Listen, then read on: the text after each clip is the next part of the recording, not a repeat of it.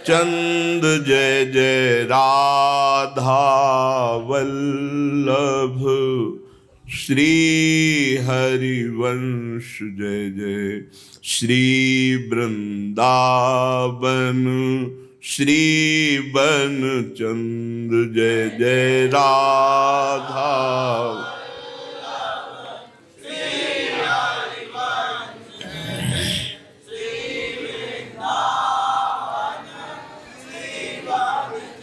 वृंदावनेश्वरी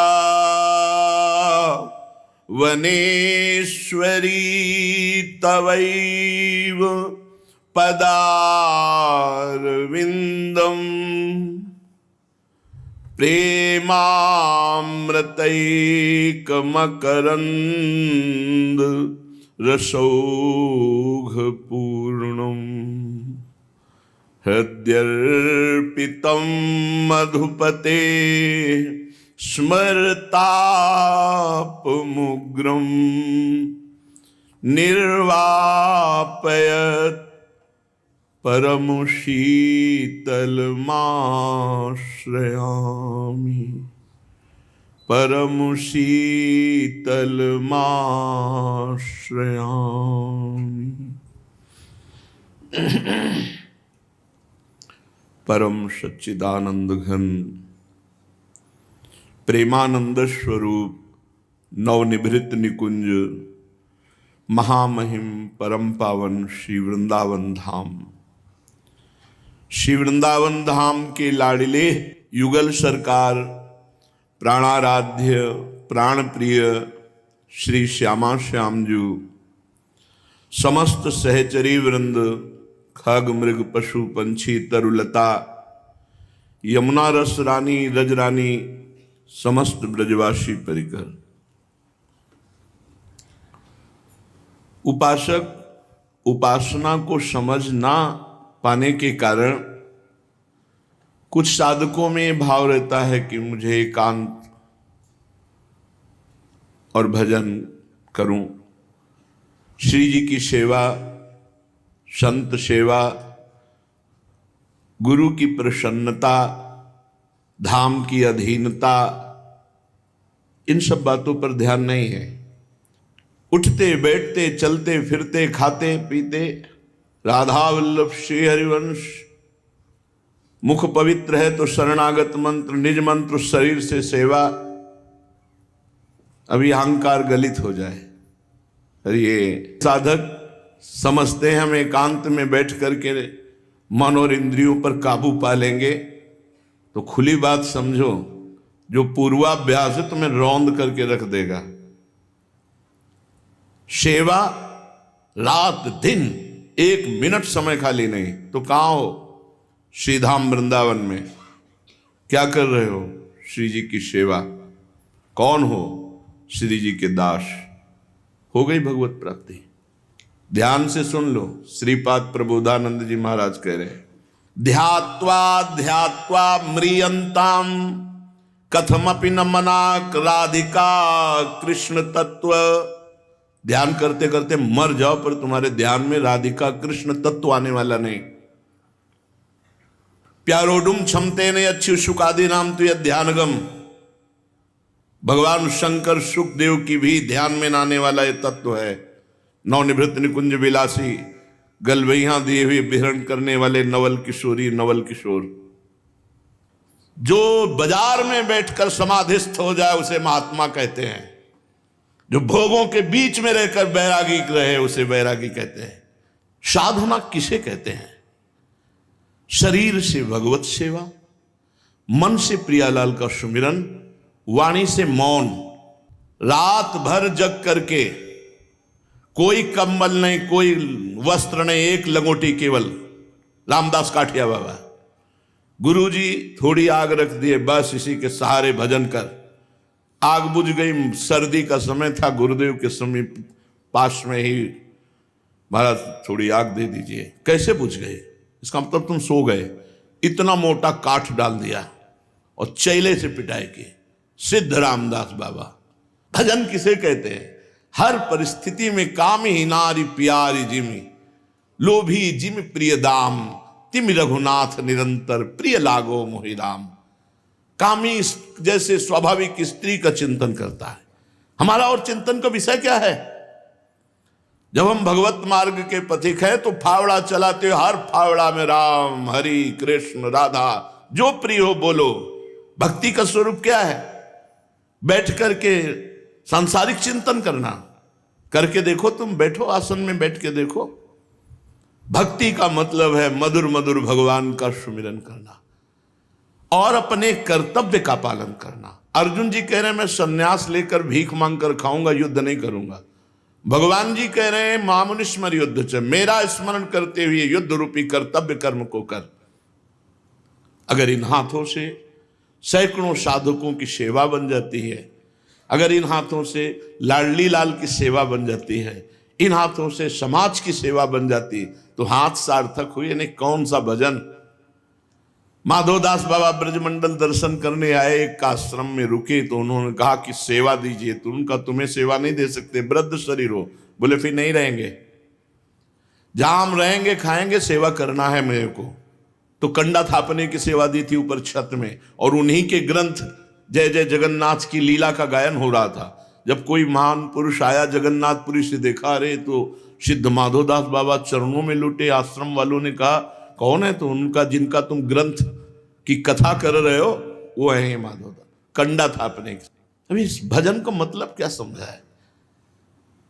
ये मन की इंद्रियों की वृत्तियां हैं। गुरु सेवा तज करे जबान, यह है अधर्म यह है सब धान, कानी नरस कर में रहा है। अगर गुरु आज्ञा का उल्लंघन, सेवा का उल्लंघन, तो जो भी कर लो यह है अधर्म यह है सब हानि। ध्यात्वा ध्यात्वा म्रियंताम, ध्यान करते करते मर जाओ, फिर भी तुम्हारे ध्यान में आने वाले नहीं। एक किशोरी कृपाते जो कछ होए सो होए, सोऊ कृपाति सुलभ नहीं ताको कौन उपाय, चरण शरण हरिवंश की सहजय बने बना। एक अहम उदय होता है, मैं भजन कर लूंगा। क्या भजन कर लोगे? कैसे भजन करोगे? भजन की पद्धति है। 8 पहर सेवा रखी गई श्री जी की। वृंदावन नित्य विहार रस है। 8 पहर उनके दुलार में लगे हुए। कहीं ना कहीं कोई भी सेवा करो, अगर एक कोने में खड़े हो तो श्री जी के निकुंज में खड़े हो, वहां अपनी भावना में रहो।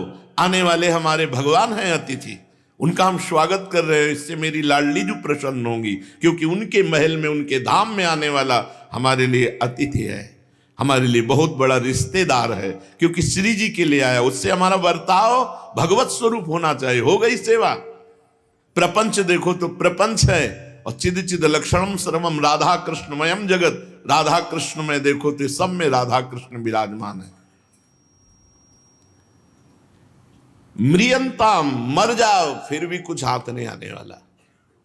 इसलिए जो ये महारस है, नूनम नंद व्रजे संभवति चलत तत्पूर्ण माधुर्य धुर्य तस्मादस्माकम अस्मिन परम चलरति श्री वृंदावनेस्तु।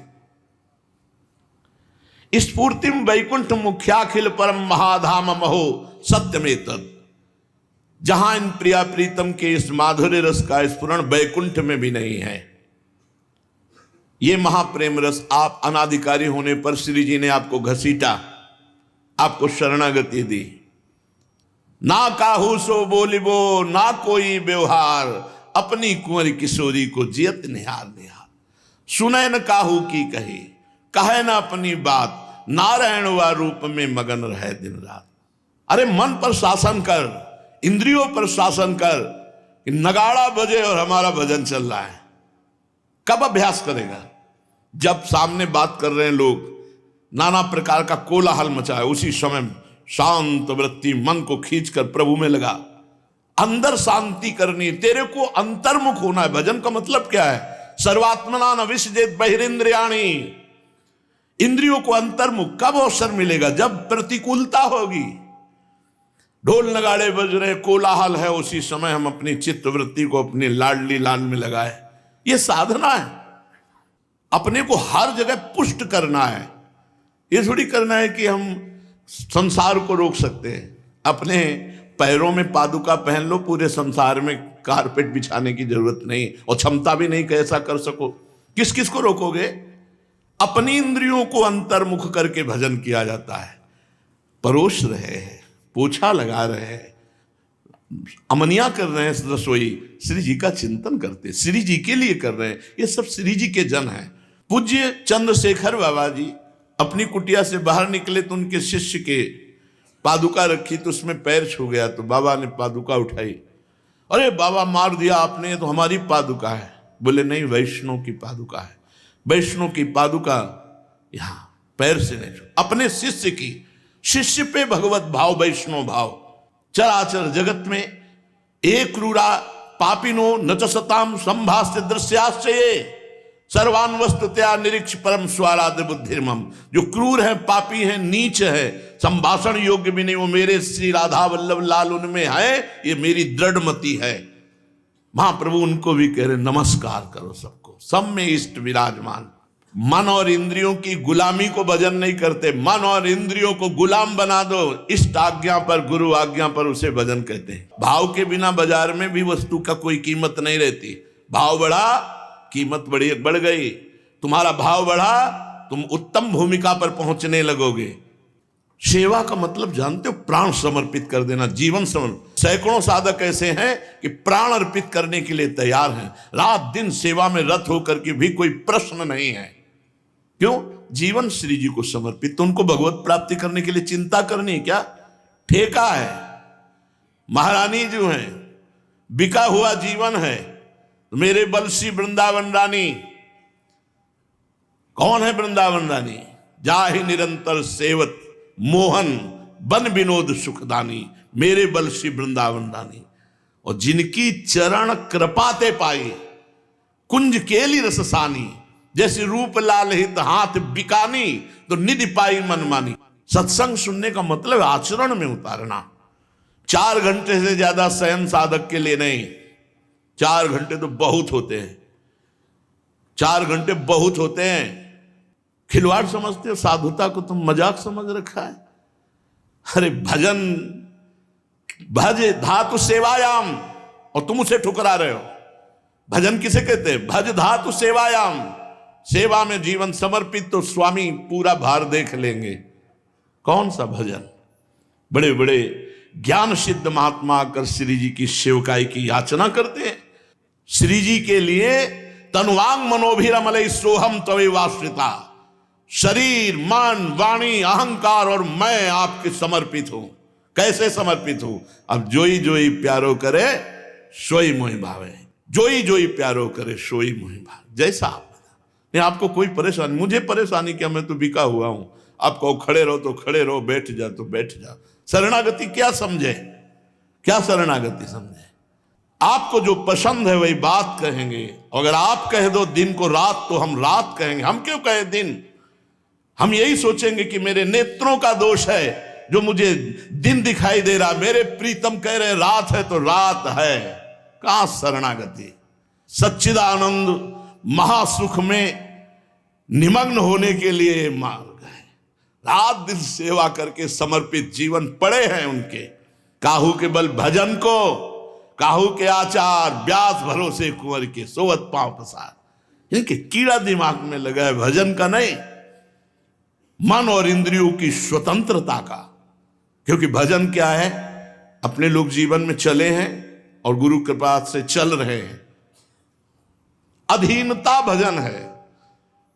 कई बार सुनाया है, सत्य वचन, आधीनता, परतीय मातु समान, इतने पे हरिना मिले तुलसीदास जबान। सत्य वचन नहीं तो मौन, और इष्ट गुरु की आधीनता, और माता बहनों के प्रति परम पवित्र देवी भाव निकल गए माया से। इतने पे हरिना मिले, तीसरी शब्द नहीं बोले कि और अलग जोड़ करके बोला हो।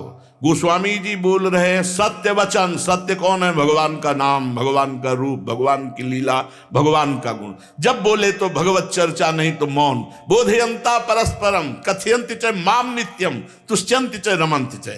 शास्त्र जो कह रहा है उसे पकड़ पा रहे हो? सत्य वचन और अधीनता, ना कोई और ना कोई ठौर। गले पड़ गए महाराज, जैसे हैं आपके हैं, जहां चाहो जैसे चाहो वैसे प्रयोग करो, आपका हूं प्रभु, हो गया। अधीनता, और परती मातु समान, पराई माता बहनों की तरफ बिल्कुल जैसे अपनी अम्मा को देख करके कभी काम नहीं सताता, ऐसे ये जगदम्बा ही सब रूपों में है, भगवत स्वरूप है। हम अनावश्यक किसी को देखें ना देखें तो भगवत भाव से बोले, इतने पे हरिना मिले तुलसीदास जबान, इतने पे भगवत साक्षात्कार ना हो जाए तो मेरी जबान। बिगड़ी जन्म अनेक की अब ही सुधरे आज, होई राम को नाम जब तुलसी तज कुसुमाज। गंदी बातों का त्याग कर भगवान की आधीनता स्वीकार। अभी बिगड़ी जन्म अनेक की अब ही सुधरे आज। कहां है विश्वास? अपने अहम पर विश्वास है, अपने क्रिया पर विश्वास है, पर भगवत विश्वास नहीं। साधना को समझो नहीं तो पूरा जीवन बर्बाद हो जाएगा।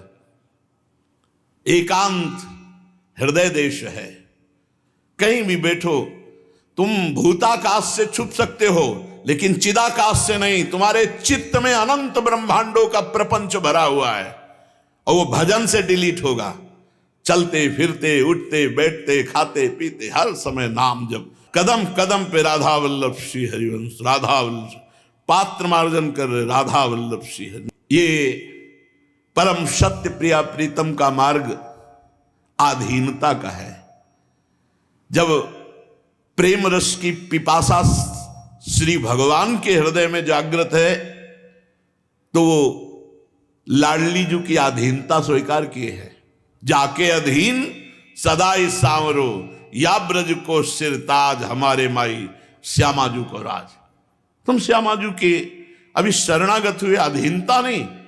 यद्यपि सकल लोक चूड़ामणि, दीन पनपो माने, प्रीति की रीति रंगीलो ही जाने। अनंत ब्रह्मांडों का स्वामी होकर भी सखियां रोक दिए तो सखियों के चरण पकड़ते हैं, आंख नहीं उठाते। प्रियाजू की कृपा प्रेम प्रसादी पाने के लिए श्री लाडली जू की दासियों की चाटुकारिता करते हैं, सहचरियों की। है कौन? अनंत ब्रह्मांडों के स्वामी। हम जिस उपासना में, उस उपासना के महत्व को समझना है। हमारी श्वासों की माला से एक भी मन का खाली नहीं जाएगा। हर श्वास की माला की एक एक श्वास में हम प्रिया प्रीतम का नाम मंत्र जपने का अभ्यास करें। मान जाओ हमारी बात, हर कदम चलना है तो नाम जप करते हुए, कोई सेवा करनी तो नाम जप करते हुए, पाठ में बैठे तो प्रिया प्रीतम का जस कान में पड़ रहा है, नेत्र वाणी जी में होने चाहिए, सामने वाणी जी होनी चाहिए। वाणी पाठ का मतलब है नेत्र के सामने वाणी रखी है, जो गाया जा रहा है वो कान में पड़ रहा है, नेत्र से देख रहे हो, हम धीरे धीरे गुनगुना रहे हैं। एक झोली साथ रखे, चतुरासी जी सेवकवाणी, सुधा निधि, चरणामृत माला जो नाम जप वाली है, और रस, इतनी झोली में होना ही चाहिए। ये जो रस है, पहली बात आधीनता, ऐसी आधीनता जोई जोई प्यारो करे सोई मोहि भावे। दूसरी बात, हम अंदर से खाली ना रहें। नहीं चल रहा मंत्र तो राधा राधा राधा राधा राधा नामैव कार्यम हनुदिन मिलितम साधना गीस कोटिस। करोड़ों साधनाओं का फल हे हो जाता है जब निरंतर राधा नाम चलता है। नाम चल रहा है, नाम कल्पतरु है, चिंतामणि है। कल्पतरु और चिंतामणि में अंतर है, वो कामनाओं की पूर्ति करके और हजारों कामनाएं जागृत करता है, लेकिन नाम रूपी कल्पतरु जब कामना की पूर्ति करता है तो निष्काम कर देता है। उसी कामना के भोग से वैराग्य दिला देता है और निष्काम करके भगवत प्रेम प्रदान करता है। कुछ नहीं चल रहा, राधा राधा चल रहा है, अभी शांति हो जाए। मन को नहीं लगाना है, जहां मन कहे वैसा। आज मन कह रहा है एकांत के लिए, कल मन कहेगा भोग के लिए, फिर क्या करोगे? कबहू मन रंग तुरंग चढ़े, कबहू मन सोच करे धन का, कबहू मन नारी प्यारी लगे, कबहू मन त्यागी चले बन। इसकी क्षण क्षण तरंग है, इसकी तरंग में आओगे नहीं, आज्ञा पर। जैसे अब जोई कहें करें हम सोई, आयस लिए चले निज दासी। मन क्रम वचन त्रिशुद्ध सकल मत हम से ही हरिवंश उपासी।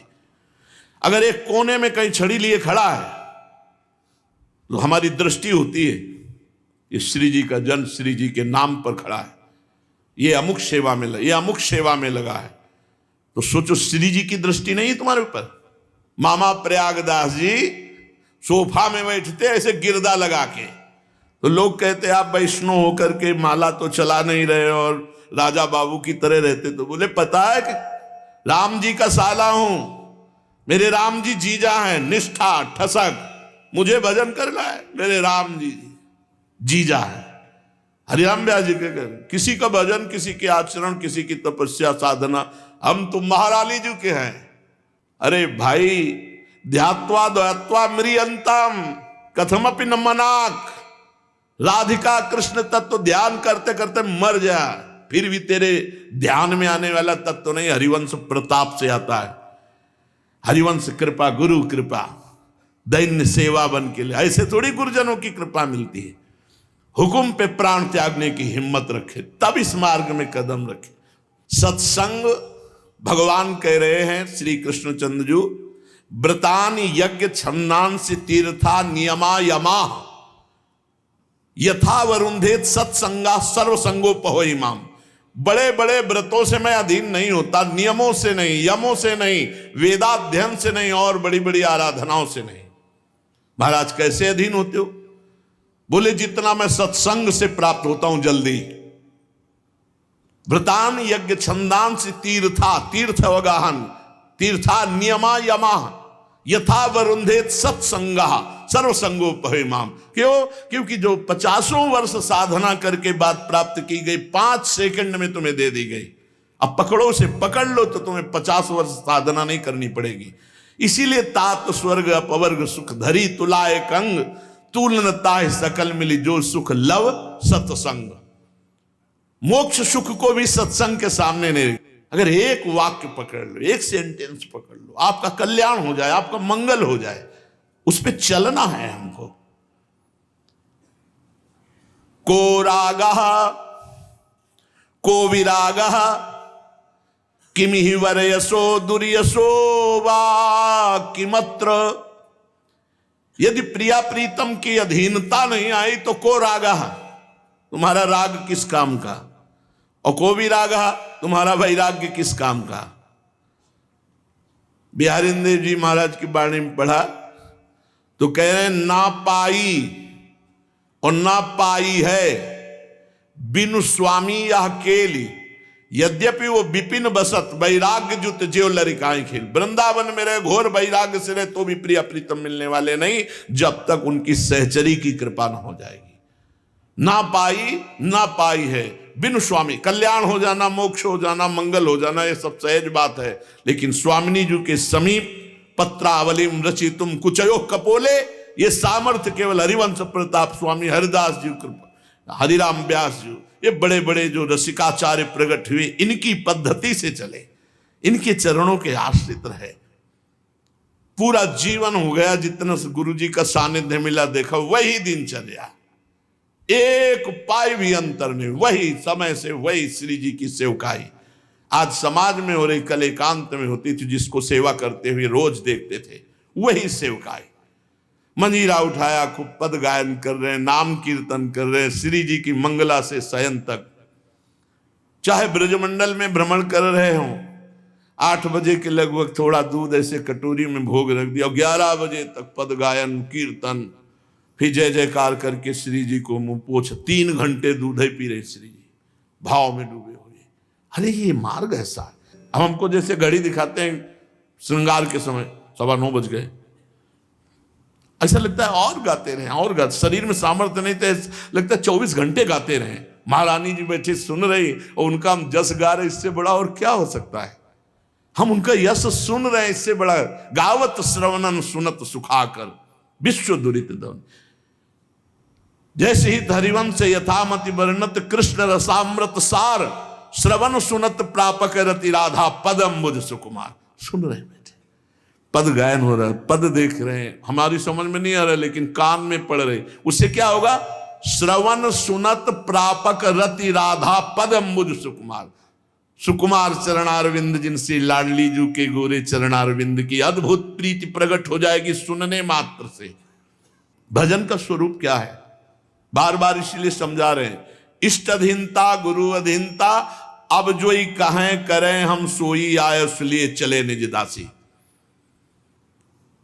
गुरुजी के पास गए वेद पढ़ने। उपमन्यु जी ऐसा नाम। गुरुजी ने कहा गाय चराओ जाके, और 15 दिन बाद यहां हाजिरी लगाओ हमारे पास। गाय चराकर 15 दिन आए स्वस्थ, बस केवल इतनी आज्ञा थी, गाय चराओ स्वस्थ। उनका तुम स्वस्थ कैसे हो? गुरु जी भिक्षा मांग लेते हैं। बोले कब आज्ञा करी? आज्ञा का उल्लंघन क्यों?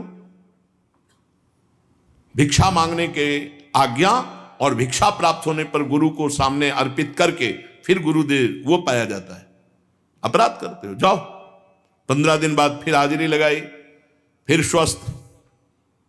उनका तुम स्वस्थ कैसे हो? कहा गुरुजी गाय का दूध पी लेते हैं, भिक्षा तो मांगने के लिए आप। हमने कब कहा गाय का दूध पियो? गाय हमारी है और तुम सेवा में हो, तो आज्ञा के बिना तुमने दूध कैसे पी लिया?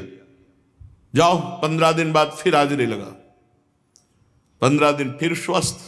कैसे? जो लोग बछड़े फेन गिराते हैं वो चाट लेता हूं। हमारे बछड़े बड़े कृपालु हैं, वो तुम्हारे कारण ज्यादा फेन गिराते हैं। आज के बाद फेन भी मत पाना। गुरु आज्ञा पर समर्पित करने के लिए कसौटी। अब फेन भी नहीं पाया, 15 दिन हमें के बाद हाजिरी लगाने नहीं पहुंच पाए। तो उन्होंने कहा कि भाग तो सकता नहीं, क्योंकि हमने समर्पण देखा है। अज्ञानवश आज्ञा उल्लंघन बात अलग है, लेकिन समर्पण बहुत जोर का है, उसका कोई घटना घट गई। आवाज लगाते हुए जंगल में जहां गाय थी, उपमन्यु बड़ा आर्त भाव से कुएं से आवाज आई, गुरुदेव मैं इस कुएं में पड़ा हुआ हूं। क्यों? भूख लगी थी तो एक वृक्ष के पत्ते खा लिए, अब उनमें पता नहीं क्या था, मेरी आंखें अंधी हो गई। अकौड़ा, जो अकौड़ा होता है उसमें बहुत जहरीले अंश पाए जाते हैं, और उनको पता नहीं था कोमल कोमल हरे हरे दूध निकलता है, वैसे पा लिया, उनकी आंखें अंधी हो गई। तो उनका फिर आज्ञा का उल्लंघन किया। देखो दंड मिला ना। हम जब कह रहे थे तो तुम्हें 15 दिन उपवास करना चाहिए था। गुरुदेव जीवन में अब आज्ञा का उल्लंघन नहीं होगा। तो लो मैं मंत्र बताता हूं, देवताओं के वैद्य अश्विनी कुमार को आवाहन करो। जे ही मंत्रोच्चारण किया, अश्विनी कुमार 2 रूप में रहते हैं, और देव वैद्य हैं, उपस्थित हो गए। उनसे प्रार्थना करी कि मैं कोई ऐसा पत्ता पा लिया जिससे मेरी आंखें अंधी हो गई, आप कृपा करो और मुझे नेत्र ज्योति प्रदान करो। आखिरी परीक्षा, उन्होंने अमृत में पुआ की रचना की और कहा इसे खा जाओ, अभी नेत्र तुम्हारे दिव्य हो जाएंगे। नहीं, पहले गुरुदेव को अर्पित। तो उनका तुम्हारे गुरुदेव ने ही तो तुम बुलवाया है हमें, अब क्या पूछने की जरूरत? बोले कदापि नहीं, चाहे जीवन भर अंधारों पर, जब तक गुरुदेव को अर्पित नहीं होगा तब तक मैं नहीं पा सकता। तो उनका यहीं से हम गुरुदेव को अर्पित करते, तो बोले वो आज्ञा करें तब पाएंगे। जब गुरुदेव तो सुन ही रहे थे, तो उनका पालो। जे भी पाए तो दिव्य नेत्र प्रकाशित हो गए, बाहर आए और गले से लगाया। जे ही गले से लगाया, चारों वेद बिना पढ़ाए स्फुरित हो गए। महाभारत में है कथा, चारों वेद बिना पढ़ाए स्फुरित हो गए। गुरु कृपा ही केवलम मोक्ष मूलम, गुरु कृपा। एक शिष्य का आता है, उनको कहा कि जाओ खेत की मेड़ रखवाली करो, फूटने न पावे, वर्षा का समय है। अब वो मेड़ कभी किसानी तो की नहीं थी, तो मेड़ हाथ से ऐसे नहीं बन पाई, तो लेट गए ऐसे। गुरुदेव ने कहा कि पानी खेत का नहीं निकलना चाहिए, लेट गए। मेड़ रुक गई, माटी आसपास सिकुड़कर बिल्कुल पानी जाम। अब उठे तो मेड़ फूटती, गुरु आज्ञा को उल्लंघन होता है। उन्होंने कहा जब प्राण निकल जाए उठना नहीं। पूरी रात हो गई। सुबह गुरुदेव अपने शिष्यों के साथ आए, आवाज लगाई तो कहा गुरुदेव यहां मेड़ में है। उन्होंने कहा बेटा इतना ठंडा मौसम, पानी गिर रहा है और तुम्हारा शरीर भी कांप रहा है। बोले गुरुदेव आपकी आज्ञा में हम प्राण समर्पित हैं, उठो और समस्त वेद और पुराण तुम्हारे हृदय में स्फुरित हो जाए। अपने आप स्फुरित हो गए। जिस ज्ञान से जड़ चेतन ग्रंथि का भेदन होता है वो गुरु कृपा से मिलता, पढ़ने लिखने से नहीं मिलता। क्रियाओं से माया पर विजय नहीं प्राप्त की जा सकती। अरे भाई, यही पड़ोस की बात है। सौभरी ऋषि जल को स्तंभित करके भजन कर रहे थे, इतने एकांत प्रिय थे। 50 मानधाता की पुत्रियों से ब्याह करके 5000 संतानें उत्पन्न की। भगवान के आश्रित, गुरु कृपा पात्र, तो बाजार में भी बैठा हुआ विघ्न युक्त नहीं होगा। इसलिए सावधान। श्रीपाद कह रहे को रागः को विरागः किमिहि वरयशो दुर्यशो वा किमत्र।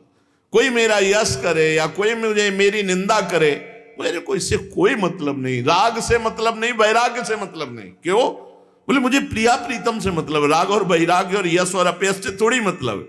को धर्मा कौन वा धर्मा, क्या धर्म है क्या धर्म है, मुझे इससे भी मतलब नहीं। सद सद रुकृति प्रशाना वासना का। सद असद कर्म क्या है और वासना और दुर्वासना क्या है, उपासना क्या है, मुझे इससे मतलब नहीं।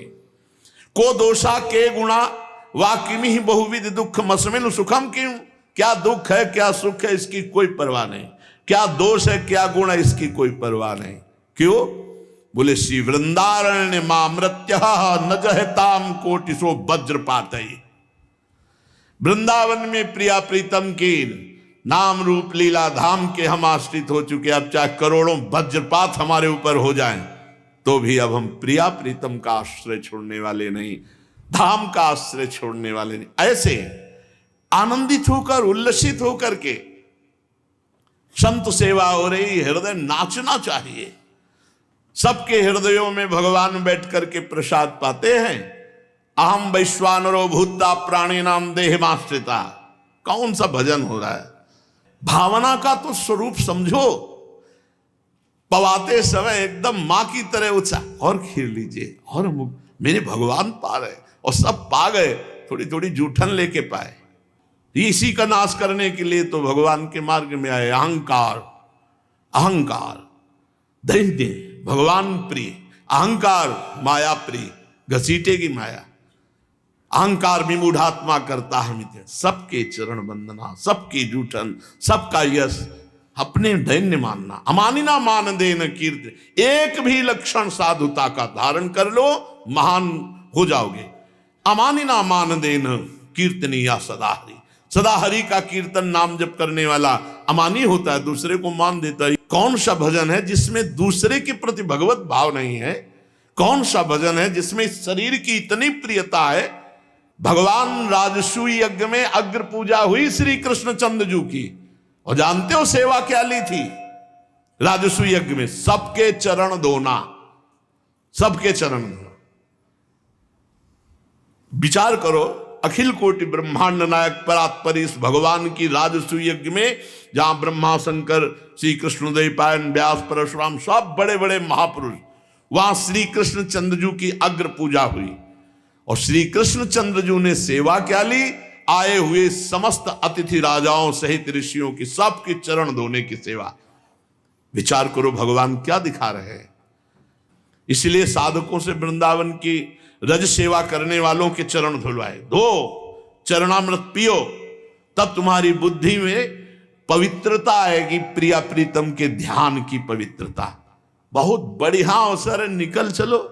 नहीं, माया की ऐसी आंधी ऐसी धूल आएगी, निकलना मुश्किल हो जाएगा। इसलिए हर साधक सावधान। और जब आप सेवा में हो, मंत्र में मन न लगे, राधा वल्लभ श्री हरिवंश नाम में न, तो बहुत छोटा और बहुत अमृत रस प्रदान कर राधा राधा राधा परम आनंद की अनुभूति होने लगेगी। आप देखो तो चित्त लगा के। ये राधा नाम वो है कि सब साधनाओं में परम प्रवीण वेदांत सिद्ध महापुरुष पूज्य राधा बाबा, आखिरी में बस राधा राधा राधा राधा। ये पूर्णता है राधा नाम। पहले महामंत्र जपे, वेदांत जप छोड़े, फिर राधे श्याम, राधा कृष्ण राधा, फिर सब छोड़ राधा राधा राधा। कई बार सत्संग में कहा, चाहे गृहस्थ हो चाहे विरक्त हो, अगर परदोष दर्शन पर चर्चा सुनना और कहने का स्वभाव है तो सब साधन भजन चाट जाएगा। ये पर दोष दर्शन करते हो, पर चर्चा करते हो, तो तुम साधक हो? तुम अपने भजन को बचा रहे हो, नष्ट कर रहे हो, तुम्हारी बुद्धि अशुद्ध है। नहीं, कहा सुने न काहू की कही कहे न अपनी बात, नारायण व रूप में मगन रहे दिन रात। उठते बैठते चलते फिरते खाते पीते हर समय अपने इष्ट के चिंतन में, उनके भरोसे में, उनके आश्रय में। इन बातों को पकड़ो। आज्ञा का पालन ही सबसे बड़ा भजन है। अपने जीवन को समर्पित कर दो तो हरिवंश नौका में बैठे, तुम्हें हाथ पैर मारने की जरूरत नहीं। श्री हरिवंश प्रताप नाम नौका निज खेवक, भवसागर सुख तरत निकट हरिवंश जो सेवक। नाम जप करते हुए हरिवंश चंद्रजू की नौका में बैठे, भव समुद्र से पार करके श्री जी तक पहुंचा दिए। हमारी ताकत नहीं कि हम तैर कर जाएं, इतनी सामर्थ्य नहीं, इतने बड़े बड़े काम क्रोध आदि ग्राह है कि खा जाएंगे, सारे भजन को खा जाएंगे। इसलिए महारानी जी की शरण में रहो, परिचर्या में रहो और निरंतर नाम जपने का अभ्यास करो। चलते हैं श्रीमद् भागवत महापुराण। प्रसंग चल रहा है महाभागवत। भगवत अनुराग में डूबे हुए 12 वैष्णवाचार्यों में एक वैष्णवाचार्य श्री भीष्म जी महाराज शांतनु के द्वारा गंगा जी के गर्भ से नैष्ठिक ब्रह्मचर्य धारण करने वाले ऐसा महापुरुष कौन होगा जो अपने पिता के सुख के लिए संकल्प ले लिया कि जीवन में कभी राज सिंहासन पर नहीं बैठेंगे। और अधिकारी यही हैं, शांतनु जी के पुत्र हैं, इसलिए प्रथम अधिकार भीष्म जी का है। देवव्रत पहले नाम था। पिता के लिए जब सत्यवती जी को लेने की बात कही तो उनके पिता ने कहा आप सिंहासन में बैठोगे। कहा जीवन प्रण करता हूं कि कभी हस्तिनापुर के सिंहासन पर नहीं बैठूंगा। तो आप नहीं बैठोगे तो आपके लड़के बैठ जाएंगे। तो उनका प्रण करता हूं आजीवन ब्रह्मचर्य रहूंगा, कभी भी सहवास नहीं करूंगा। उसी समय भीष्म नाम पड़ा, आजीवन नैष्ठिक बाल ब्रह्मचारी। भीष्म जी के इस प्रण को जब शांतनु जी ने सुना मेरे लिए, तो उन्होंने आशीर्वाद दिया, मृत्यु विजयी भव। जब तुम चाहोगे तो मृत्यु आएगी नहीं, मृत्यु पर तुम्हारी विजय है, मृत्यु तुम पर विजय प्राप्त, इच्छा मृत्यु का वरदान दिया। परम धर्मज्ञ सिरमौर भगवान के परम प्रेमी महान भक्त परम ज्ञानी श्री भीष्म जी महाराज समस्त संसार के वीरों में अग्रगण्य नेता। औरों की तो बात ही क्या, उन्होंने अपने गुरु भगवान परशुराम जी को युद्ध में संतुष्ट कर दिया। जब काशी में स्वयंवर हो रहा था अंबिके अंबालिके, तो यहां हस्तिनापुर निमंत्रण नहीं आया था, क्योंकि जो चित्रांगद वो तो युद्ध में गंधर्व के द्वारा मारे गए थे, और विचित्रवीर बहुत ही सुकुमार राजकुमार बल विक्रम तो भीष्म जी का चलता था। इसलिए जब भीष्म जी ने सुना, अपनी तरफ से तैयार होकर, क्योंकि स्वयंवर में वीरता की प्रधानता होती थी, कुछ शर्त रखी हो गई तो उस शर्त को पूरी करो, अगर शर्त नहीं है तो छत्री की भुजाओं के वो बल का पराक्रम उस स्वयंवर पर विजय प्राप्त कर सकता है। भीष्म जी गए तो सब राजा ने, एक तो कुछ जो धार्मिक थे सम्मान किए, और दूसरे थे तो उपहास किए, कहते थे आजीवन ब्रह्मचर्य रहेंगे। ब्रह्मचारी को स्वयंवर में जाने की क्या जरूरत है, उपहास किया। भीष्म जी मंच पर पहुंच करके उन्होंने कहा, हस्तिनापुर नरेश महाराज विचित्र वीर के लिए मैं इन तीनों कन्याओं का बलपूर्वक अपहरण करता हूं। जिसकी भुजाओं में ताकत हो युद्ध के द्वारा मुझे पराजित करे, नहीं तो सबको पराजित करके मैं इन राजकुमारियों को महाराज विचित्रवीर के लिए ले रहा हूं। सभा में घोषणा की। तीनों राजकुमारियों किसकी ताकत थी कि भीष्म जी को कोई रोक दे? अंबा जी का पहले से शाल्व से दोस्ती थी, मित्रता थी। जब ये पता चला शाल्व को कि स्वयंवर में जबरदस्ती भीष्म जी तीनों को रास्ते में ही घेर लिया, बहुत बलवान था शाल्व, बहुत बलवान था, लेकिन भीष्म जी के आगे किसी की नहीं। अकेले भीष्म जी ने पूरी सेना को परास्त किया, शाल्व को बंदी बनाया और कहा जा, दासत्व के रूप में तुझे छोड़ रहा हूं, तुझे दास बना के छोड़ रहा हूं, सिंहवत मत जाना। अब वो जब पराजित हो गया, कहने की हिम्मत नहीं थी, ना अंबा को अपनी बात कहने की हिम्मत हुई, ना शाल्व को। जब शाल्व परास्त हो गया तो बहुत से बड़े बड़े राजा अपने आप डर गए कि भीष्म जी के आगे किसी की चलनी नहीं। जब हस्तिनापुर में लेके आए विचित्रवीर, महाराज वरण करो इन तीनों कन्याओं को, तो अंबा ने कहा नहीं, जो महल में ही केवल घुसा हुआ बैठा हुआ है, जो काशी नहीं पहुंच सका, जो अपनी भुजाओं का बल विक्रम नहीं दिखा सका, मैं उसे पति रूप में वर्ण नहीं कर सकती। या तो आप अपहरण करके लाए हो, आप मुझे वर्ण करो, मैं स्वीकार करती हूं आपको, क्योंकि आप वीर हो, योद्धा हो। अगर आप नहीं तो मैंने चयन किया था शाल्व को, हमारी और शाल्व की दोस्ती थी, तो आप मुझे पुनः शाल्व के पास सम्मान पूर्वक भेज दीजिए। भीष्म जी का आप पहले बता देती थी, युद्ध का कोई सवाल नहीं था, शाल्व को मैं तुरंत दे देता। तुरंत रथ सजाओ और सम्मान के साथ अंबा को, शाल्व को समर्पित करो। अंबा जब शाल्व के पास गई तो उन्होंने कहा, किसी दूसरे के द्वारा जीती हुई न संपत्ति का उपभोग करता हूं न व्यक्ति का, तू भीष्म के द्वारा जीती हुई, इसलिए मैं तेरा। कहा आप हमसे प्रेम करते हैं, मैंने भीष्म जी से ऐसा मैं नहीं स्वीकार करता, भीष्म के द्वारा जीती हुई कन्या को मैं स्वीकार नहीं करता। वो बहुत बलवान और अभिमानी था। अम्मा जी भीष्म के पास गई, शाल्व ने मुझे ठुकरा दिया, अब तुम स्वीकार करो। कहा कदापि नहीं, मेरी तो भीष्म प्रतिज्ञा है कि आजीवन ब्रह्मचारी रहेंगे।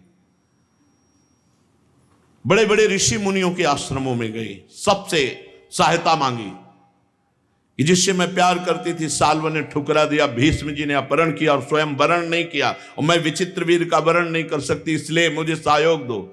तो भीष्म नाम सुनते ही बड़े बड़े ऋषि मुनि नहीं, भीष्म के खिलाफ।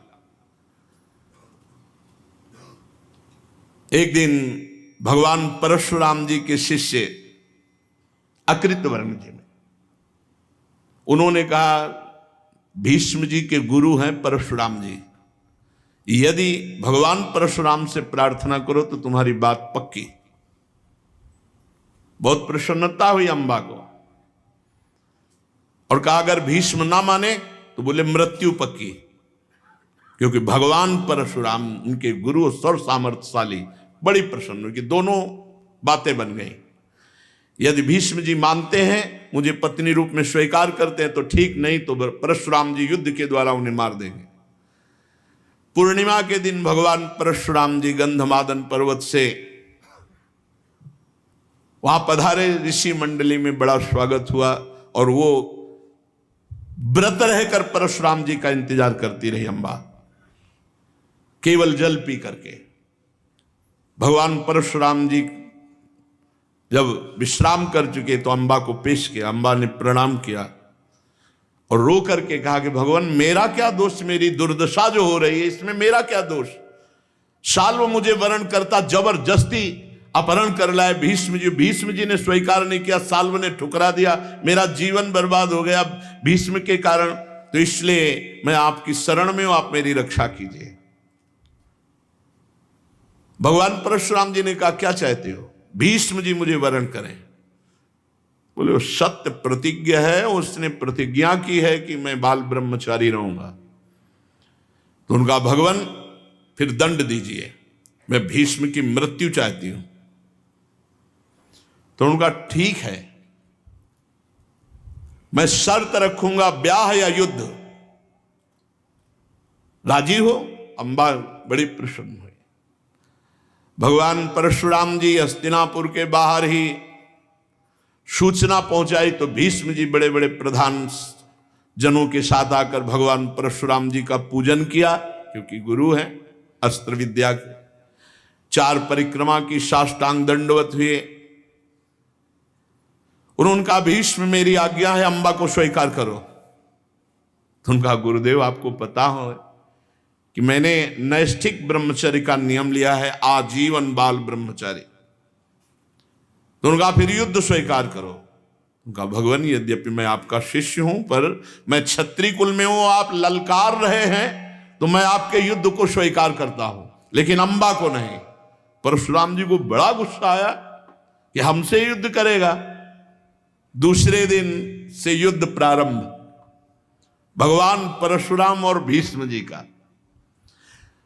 गए, उनके रथ की 4 परिक्रमा की, प्रणाम किया और कहा गुरुदेव आशीर्वाद दीजिए कि सामने वाले पक्ष पर हम विजय प्राप्त करें।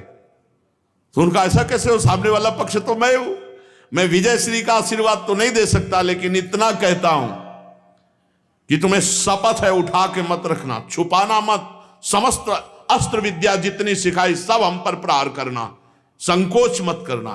बोले जो आज्ञा। ऐसा भयंकर युद्ध गुरु शिष्य में हुआ, कई दिन तक बड़े बड़े दिव्यास्त्रों के प्रहार हुए। भगवान परशुराम जी महाराज तो साक्षात भगवान है, और भीष्म जी 8 वसुओं में से प्रधान वसु हैं, बड़ी सामर्थ्य इनकी। और गंगा मैया केवल परशुराम जी से ही अस्त्र विद्या नहीं दिलाई, और भी दिव्यास्त्रों का ज्ञान। भगवान तो सर्वज्ञ हैं ही परशुराम जी, पर और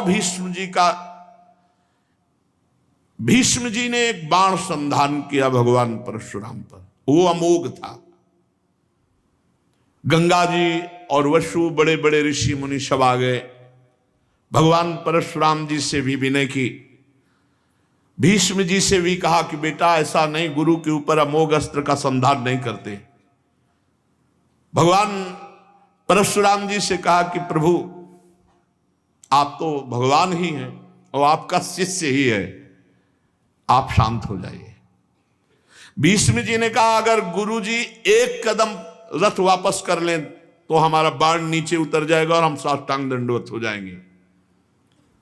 सबने परशुराम जी से प्रार्थना की कि आपका ही शिष्य है, भगवान पुत्र दुलार शिष्य दुलार वैसे ही होता है जैसे मां अपने पुत्र।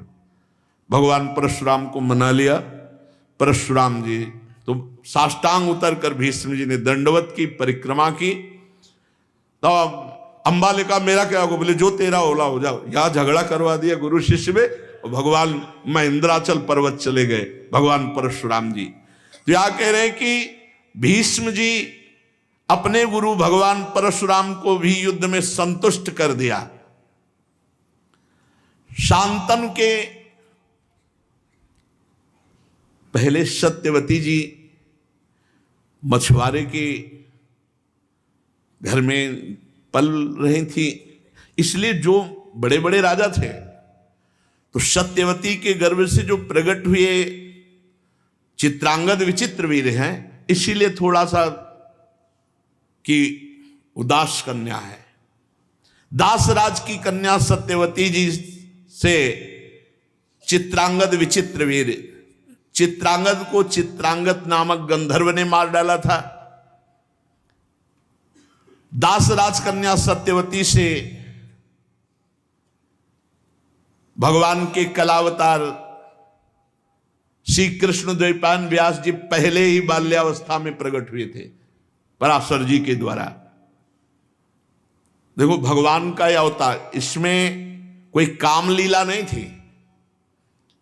नौका पर बैठाल कर नवीन अवस्था, अभी प्रौढ़ भी नहीं हुई थी, तो भगवान पराशर जी को पार कर रही थी।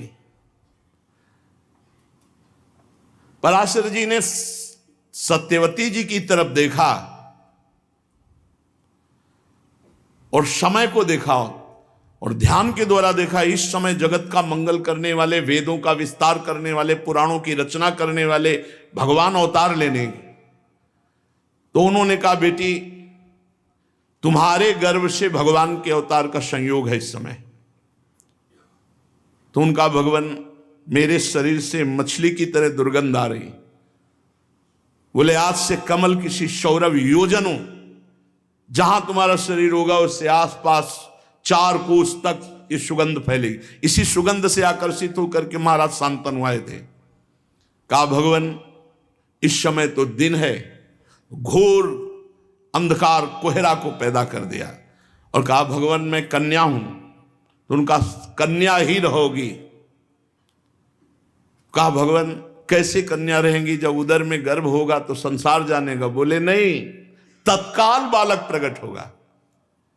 नाव में ऐसी बात करके भगवान पराशर जी ने संकल्प किया। उसी समय श्री कृष्ण द्वैपायन भगवान व्यास देव जी का प्रादुर्भाव सत्यवती जी से हुआ। भगवान वेद व्यास जी वेदों का विस्तार, पुराणों की रचना, और ये जो मैं तुम्हें सुना रहा हूं श्रीमद् भागवत महापुराण, इसकी भी रचना, ये अत्यंत रहस्यमय परम गोपनीय है। भगवान व्यास देव जी ने श्रीमद् भागवत को किसी अन्य शिष्य को ना दे करके, श्री सुखदेव जी कहते हैं, एक मुझे ही अधिकारी समझा। एक तो मैं उनका पुत्र था, दूसरा महावैराग्यवान, तीसरा ब्रह्मबोध और शांति आदि गुण मुझ में थे। इसलिए भगवान वेद व्यास जी ने श्रीमद् भागवत मुझे पढ़ाई। श्री परमहंस जी महाराज सुखदेव जी कह रहे हैं, शांतनु की जो विचित्रवीर थे, काशीराज की कन्या अंबालिका से विवाह किया। बलपूर्वक श्री भीष्म जी काशी नरेश के यहां स्वयंवर से लाए थे। अब विचित्रवीर गृहस्थी का मतलब थोड़ी है कि जितना चाहो आप इस माया के काम खेल में आसक्त हो जाओ। नहीं, संयम से रहो। महाराज सुकुमार राजकुमार और 2 सुंदरी राजकुमारी इतना विषय आसक्त हो गए कि कुछ ही दिन में राजा क्षमा हो गए, उनकी मृत्यु हो गई होश में। विचित्रवीर जी इतने आसक्त हो गए कि राजा क्षमा रोग हो गया और उनकी फिर मृत्यु हो गई इसी से। ब्रह्मचर्य ही अमृतत्व है, विषय सेवन ही मृत्यु है, संभाल के। अब फिर राज सिंहासन संकट में पड़ गया, क्योंकि भीष्म जी बैठ नहीं सकते। चित्रांगद मारे गए थे गंधर्व के द्वारा, विचित्रवीर मारे गए काम के द्वारा। माता सत्यवती जी को भगवान व्यास देव जी ने कहा था, जब कभी आप स्मरण करोगी, स्मरण करते ही मैं उपस्थित हो जाऊंगा। तो भगवान व्यास देव जी का चिंतन किया। भगवान व्यास देव जी उपस्थित हुए। कहा बेटा तुम भी हमारे पुत्र हो, और अब ये राज सिंहासन पर बैठने वाला कोई है नहीं, तो तुम्हारे भाई विचित्रवीर की 2 पत्नियां हैं, अंबा अंबालिका, इनके कोई संतान नहीं क्योंकि पति पधार गए। अब इनसे संतान तुम उत्पन्न करो। भगवान श्री कृष्ण द्वैपायन व्यास देव जी से कहा। शास्त्रीय पद्धति है, किसी भी ब्रह्म ऋषि से जो परम पवित्र, ऐसा कई ऐसे राजचरित्रों में आता है, अगर संतानहीन राजा है तो वो अपने को इतना घृणित बनाए, घी ऐसे सब ऐसे लगा के घृणित रूप करके जाए, केवल संतान उत्पत्ति एक बार, फिर दोबारा अगर मिला तो वो नरकगामी होगा। भगवान व्यास देव जी ने शास्त्र पद्धति के अनुसार सत्यवती जी गई और कहा, बहू ये गुप्त विषय है कि जो तुम्हारे सामने आने वाले हैं वो हमारे गर्भ से प्रकट हुए हैं, जैसे तुम्हारे पति प्रकट हुए थे, और वो तुमसे संतान उत्पन्न करेंगे। तुम बड़े आदर के साथ, क्योंकि भगवान का स्वरूप है। अभी बहुत सुकुमारी राजकुमारियां थी, जो ही भगवान व्यास जी गए तो वैसे ही श्याम शरीर और बड़ा बीभत्स भयानक रूप, वो देखकर इतनी घबरा गई कि आंखें मूंद ली। भगवान व्यास देव जी संकल्प किए, बाहर आए। सत्यवती जी ने कहा, बेटा मेरी कामना पूर्ण हुई? बोले हाँ मां, संतान होगी, बहुत बलिष्ठ, बलवान, बुद्धिमान, लेकिन आंखों से अंधी होगी। बेटा अंधा चक्रवर्ती सम्राट कैसे पद संभाल सकेगा? और दूसरी पुत्री से फिर समझाया जाके सत्यवती जी ने। अंबालिका जी बहुत सावधान नहीं, पर जो ही भगवान व्यास देव जी का वो भयानक रूप देखा तो पीली पड़ गई। बाहर भगवान व्यास देव जी आए, उनका बेटा चक्रवर्ती सम्राट पद के योग्य पुत्र। बोले मां बलवान होगा, नेत्रवान होगा, बुद्धिमान होगा, सामर्थ्य, पर पांडु रोग से ग्रसित होगा। क्योंकि देखते ही पीली पड़ गई, भयभीत होकर वो पांडु रोग से ग्रसित चक्रवर्ती सम्राट कैसे हो सकता है? बेटा तीसरा पुत्र उत्पन्न करो। उनका धर्म विरुद्ध नहीं। मां ने बहुत हट किया तो अंबालिका ने दासी को विराजमान कर। दासी तो परम प्रवीण, बिल्कुल कोई संकोच नहीं, कोई भय नहीं। उनका मां छल हो गया।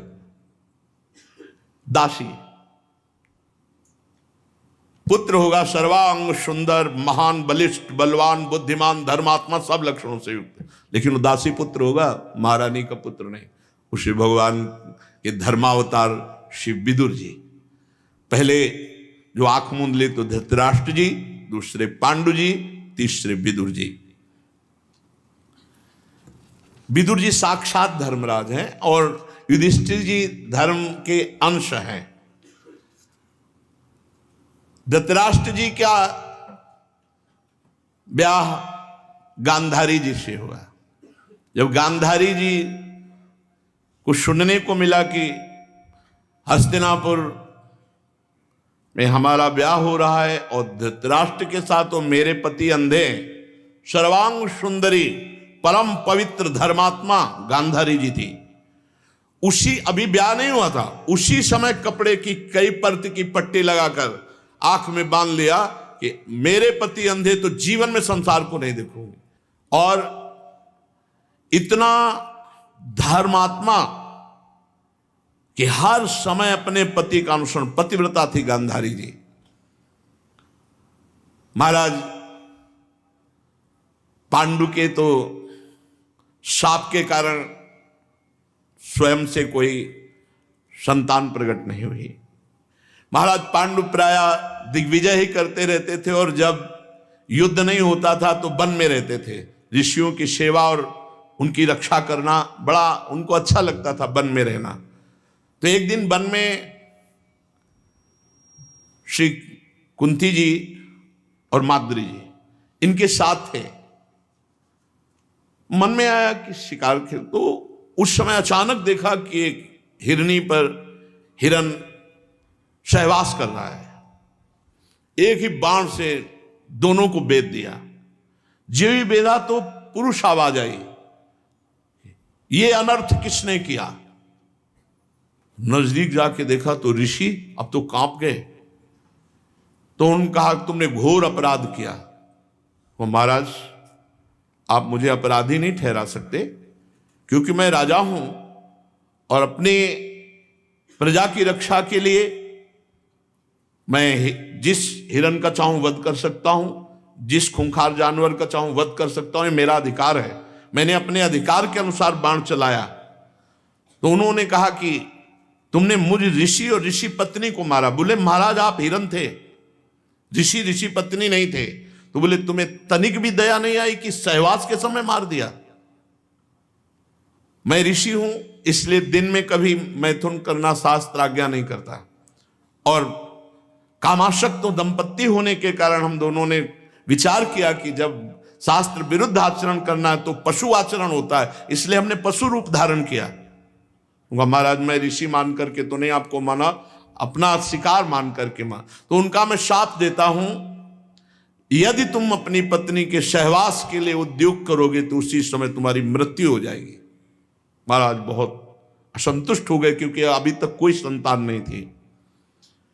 बहुत ही चिंतित होकर जब आए तो कुंती जी बहुत ज्ञान शिरोमणि है, बहुत ही प्रवीण भगवान की महान भक्ता है। कुंती जी ने दृष्टि डाली और पांडु महाराज से कहा कि आप अपने चिंता का कारण व्यक्त कीजिए। तो उनका आज के बाद हम कभी तुम लोगों का स्पर्श नहीं कर सकते काम भाव से, क्योंकि स्पर्श करेंगे तो ऋषि का शाप है, मृत्यु हो जाएगी। अब तो बहुत असंतुष्ट श्री कुंती जी की हम तो, लेकिन माद्री जी अभी नवीन राजकुमारी थी, कहीं धोखा, और बहुत ही सुंदर थी। माद्री को बुलाया और कहा कि कभी भी ऐसी गलती मत करना महाराज जी, जब एकांत में हो कभी स्पर्श भी नहीं, भाग पड़ना, अपने पति के प्राण बचाना अपना कर्तव्य है। और कुंती जी तो बहुत ही ज्ञान शिरोमणि थी। महाराज पांडु ने एक दिन कुंती जी से कहा कि मैं एक बात कह नहीं पा रहा हूं, पर बहुत हिम्मत करके कह रहा हूं कि तुम किसी ऋषि से संतान प्रकट करो, क्योंकि हमारे सम्राट पद पर बैठने वाला कोई राजकुमार नहीं, ये पद्धति है। तो उन्होंने कहा महाराज किसी ब्रह्म ऋषि की आवश्यकता नहीं, आप आदेश कीजिए। मुझे बचपन में दुर्वासा जी ने एक मंत्र दिया था, प्रसन्न होकर जब उनकी सेवा कि हम जिस देवता को चाहे उस देवता को बुला सकते हैं। तो उनका कि सर्वप्रथम धर्म को बुलाओ, क्या यह धर्म है? तो जो मंत्र का आवाहन किया, साक्षात धर्मराज जी उपस्थित हो गए। महाराज पांडु बहुत प्रसन्न हुए और कहा महाराज आपके द्वारा मुझे संतान चाहिए। तो कुंती जी से महाराज युधिष्ठिर का प्रादुर्भाव हुआ। फिर कहा कि और देवता को बुलाओ। अब किस देवता को? महाबलशाली, एक धर्मात्मा हुआ, एक महाबलशाली होना चाहिए। तो बोले बल के अधिष्ठात्र देवता तो वायु देवता है। वायु देवता का आह्वान किया, उससे महाभयंकर बलशाली पर्वताकार भीम जी का प्रादुर्भाव हुआ। फिर कहा समस्त शास्त्रों में प्रवीण और समस्त शस्त्रों में प्रवीण, हमें ऐसा पुत्र चाहिए। तो देवराज इंद्र का स्मरण किया, जिससे अर्जुन जी प्रकट हुए। अब माद्री जी का मुंह ही लग गया, क्योंकि उनको तो कोई मंत्र आता नहीं था। महाराज पांडु की तरफ देखा और कहा कि आप समझ सकते हैं कि बड़ी बहन के 3 पुत्र देवता के समान, मेरे एक भी नहीं। तो उनका कहो ना आप कुंती से, आपको मंत्र दे। बोले नहीं, मर सकती हूं लेकिन कह नहीं सकती, आप ही कहो ना। महाराज पांडु ने कुंती जी से कहा कि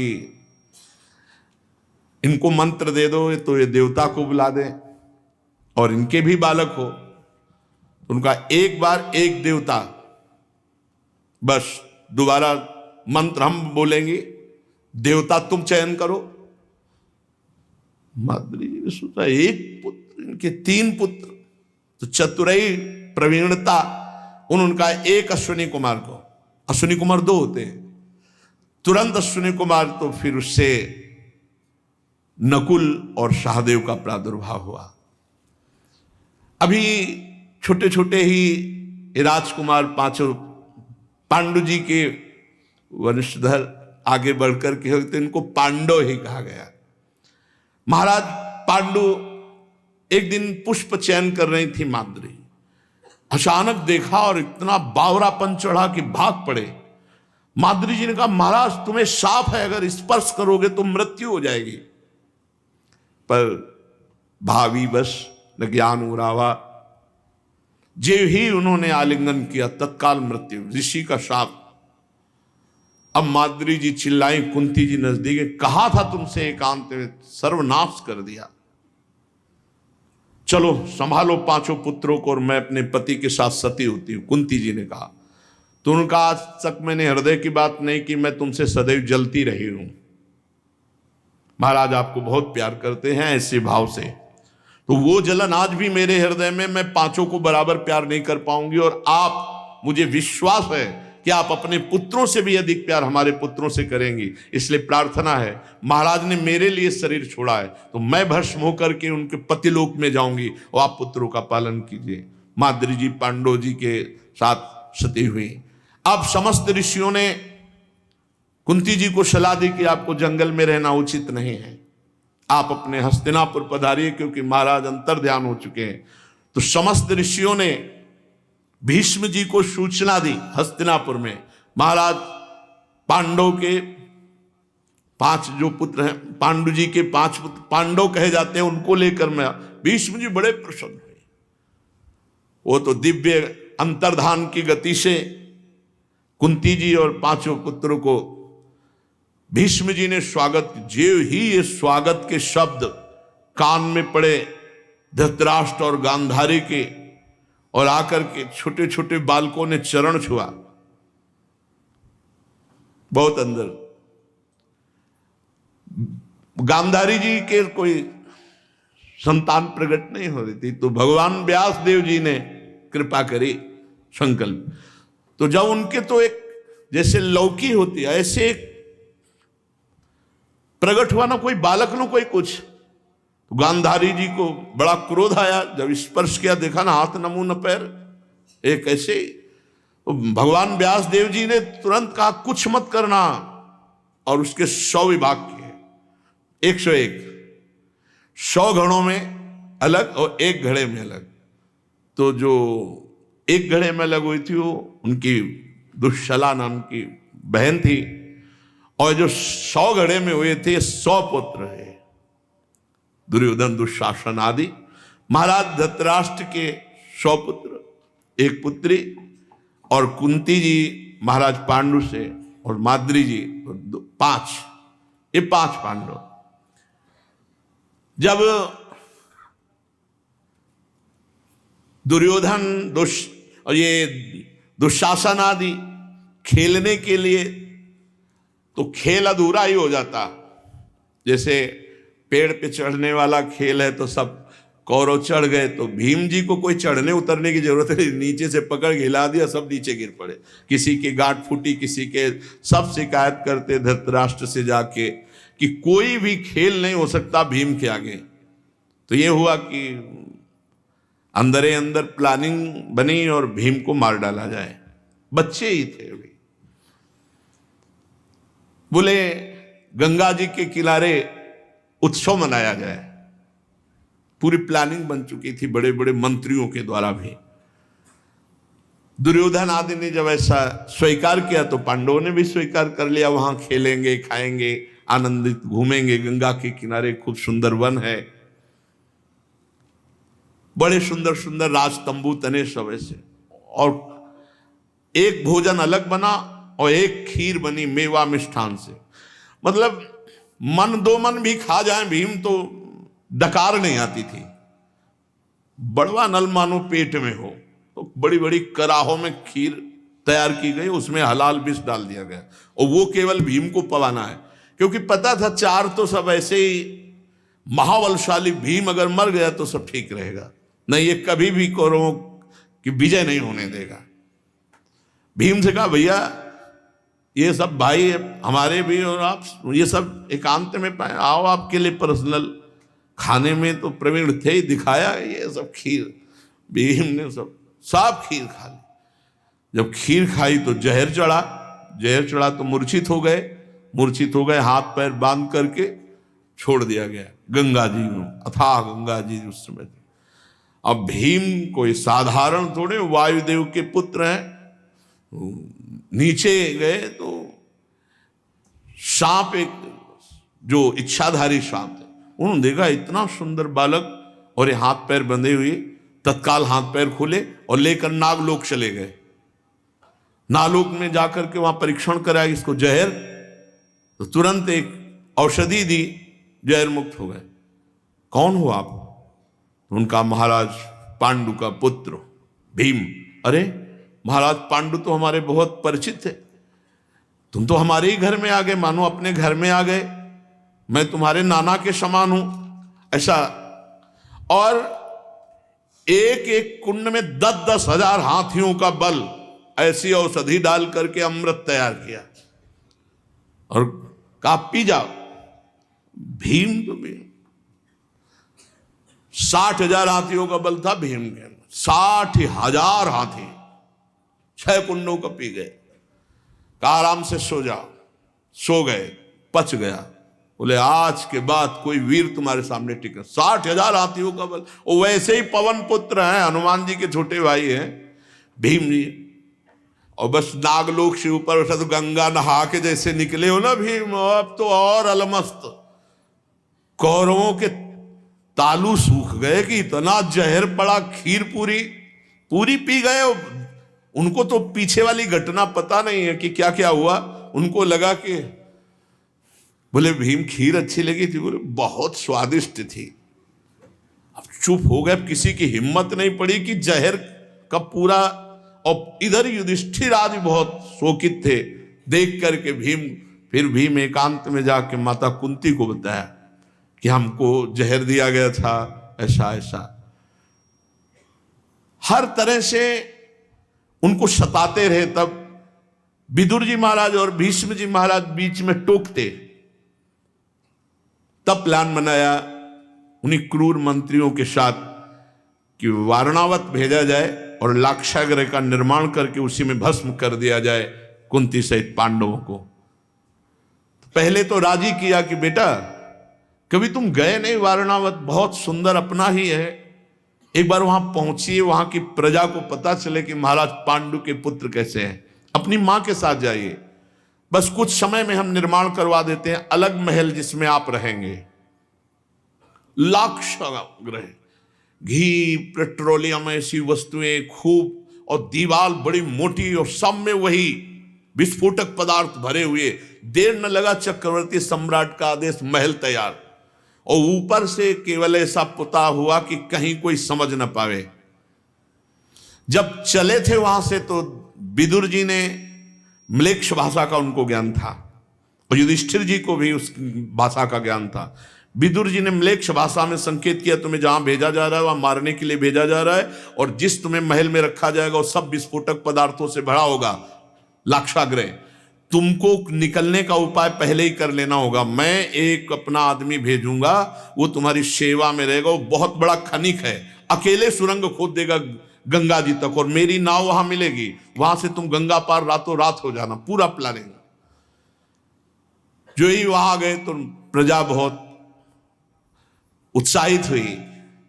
जिस दिन भवन में प्रवेश होने को था बड़ा उत्सव मनाया गया, तो एक भीलनी अपने 5 बेटों के साथ वहां भंडारा खाने आ गई। खनिक के द्वारा पूरी नींव अंदर से सुरंग खुद गई थी, और ऊपर से खंभे का निर्माण ऐसा था कि कोई उसको देख ना सके। वो एक घूंसा भीम का काफी था उसको हटाने के लिए। जो वहां, उसका हमें नाम याद नहीं आ रहा, जो दुर्योधन की तरफ से रखा गया था आग लगाने के लिए, बहुत ही वो प्रवीण, रात रात भर जगता, लेकिन पांडव भी पहरे में रहते, तो वो ये देखता एक बार पांडव सो जाए तो पूरे भवन में आग लगा दें। तो आज महाराज युधिष्ठिर ने कहा अपने सोने का नाटक करो जिससे वो समझ जाए और आग लगा दे। जिस दिन भंडारा था वो भीलनी अपने 5 बेटों के साथ जंगली मदिरा पीकर आई हुई थी, अच्छे अच्छे पदार्थ पाए, वो बेशुद्ध सी थी, और ये किसी ने नहीं देखा, और आग लगा दी गई। तो वो आग जिधर से लगाई भीम उधर आग लगा दिए, तो वो भी मरा, वो भी उसमें भस्म हुआ। पुरुचना वो भी उसमें भस्म हो गया। भीम ने भुजा से प्रहार करके खंभा तोड़ा, सुरंग से लेकर के बाहर हुए। उधर नाव लगी हुई थी विदुर जी के द्वारा, नाव में बैठे गंगा पार हुए। नाव के जो नाविक थे उन्होंने कहा कुछ खबर तो बस कह दो जाकर के कि आपकी कृपा से हम मां सहित सुरक्षित अब वन की तरफ जा रहे हैं। अब इतने कोमल शरीर वाले सब भाई और मां ऐसे बैठाला, महाराज युधिष्ठिर को, नकुल सहदेव को ऐसे लिया, सबको घसीटते हुए, माता जी को भी, सबको जैसे कोई वाहन हो, अपने 4 भाइयों को और माता कुंती को लेकर भीम, क्योंकि सब त्रसित थक गए थे। काफी हजारों किलोमीटर जंगल वे पवन वेग से कि कोई सूचना ना पावे।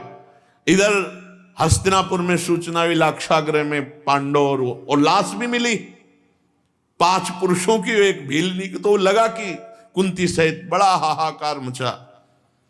भीष्म जी तर्पण करने के लिए खड़े हुए तो विदुर जी ने इशारे से कहा, तो भीष्म जी ने तर्पण नहीं किया, समझ गए। फिर एकांत में मिले, उन्होंने कहा केवल आप तक है, पांडव सुरक्षित हैं, वनवास में हैं, पांडवों की हत्या नहीं हो पाई। तो उन्होंने कहा हे भगवान बड़ी कृपा हुई। अब भीष्म जी थक गए थे, प्यासे अर्जुन वगैरह, तो एक विशाल जंगल के बीच में एक वृक्ष के नीचे उनको विराजमान किया और अपने वस्त्र को सरोवर में डुबो करके उनके सबको पानी पिलाया।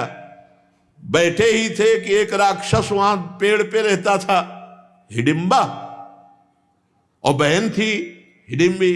तो उससे कहा कि हमें सुगंध आ रही है भोजन की। उनका हाँ 5 महारथी बलवान और एक स्त्री है। बोले लाओ, बहुत दिन का भूखा हूं, खा जाओ इन 5 को। दोनों मिलके खाते हैं, उत्सव मनाते हैं। वो गई, जब गई तो महान पराक्रमी भीम को देखा तो राक्षसी थी पर लुभायमान हो गई।